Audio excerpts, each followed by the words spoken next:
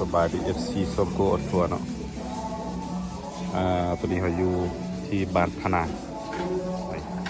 บัดปัทนาเรียกว่า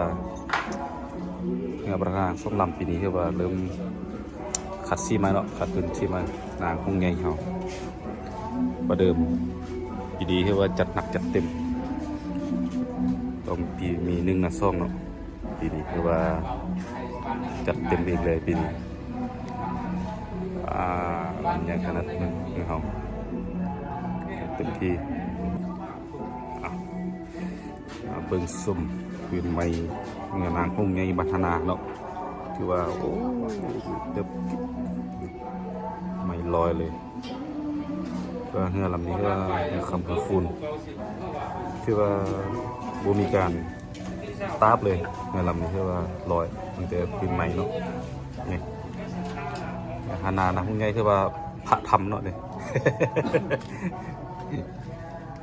นี่เลยนี่จัดเต็มปีนี้ขัดซี่ขึ้นทองไหมเนาะให้เพื่อนมือคือเอียนนี่นะพี่น้องเลยมือคือเอียน จัดไปมือคือเอียนให้กันลงน้ำไล่ลุดเอาใส่ชนะมาครองให้บ้านฮานาได้เนาะฮานาคือว่ามีส่งลำนี้ก็เป็นนี่ลำนี้จะเป็นที่ว่าปีนี้ได้ยินข่าวแว่วๆว่าเพิ่นสิเอาลงหักส่งลำเลยเนาะปีนี้เพิ่นเอาลงหักส่งลำเลยถือว่าจัดเต็มพอสมควรปีนี้ตัวนี้จะเป็นนางมุ้งใหญ่เนาะตัวนี้เป็นลูกเพิ่นเอาลูกมาตัวนี้ลำไม้จะเป็น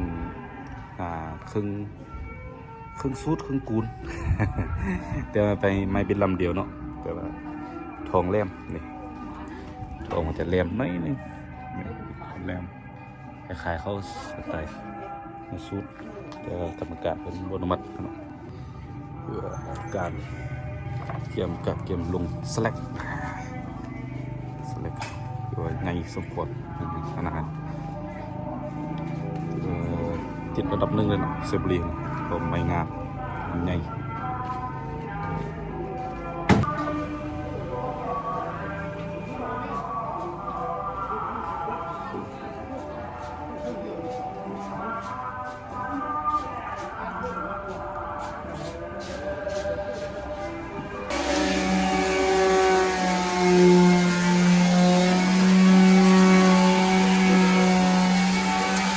เริ่มการขับที่รอบที่1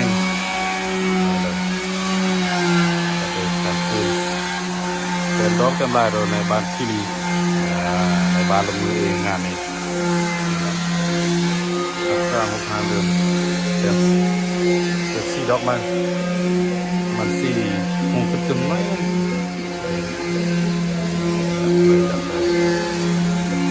ขนาดที่ว่าจะเต็มมาแห้ง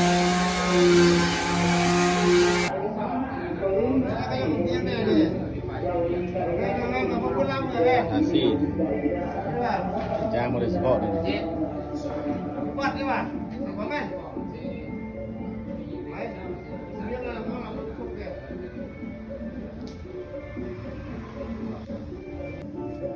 นี่เขาว่าประมาณเป็นเลยมั้ย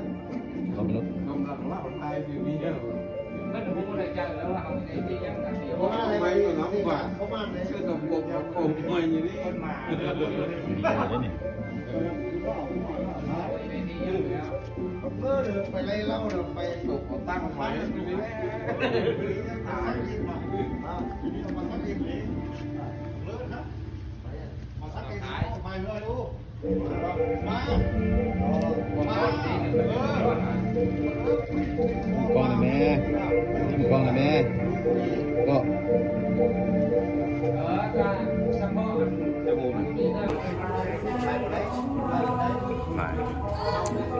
มือที่2การเอาลงหักสร้างส่วงหนักของใหญ่ทำโดยอาจารย์เนี่ยเลยเตรียมดอกเหือเนาะ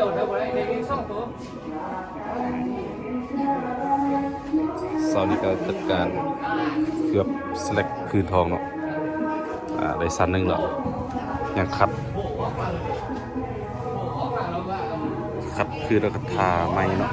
ขัดสไลด์ลงไม้คือการลื่นไล่ บ้านเราก็เกี่ยวขัดดอก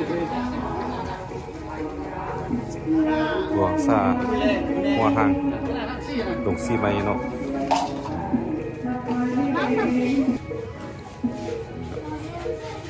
เกี่ยมเรียบร้อยลงสแลกในไผ่เชื่อพัฒนาโอ้น้าสาวเนาะน้าสาวสีไม่ไผ่กันเลย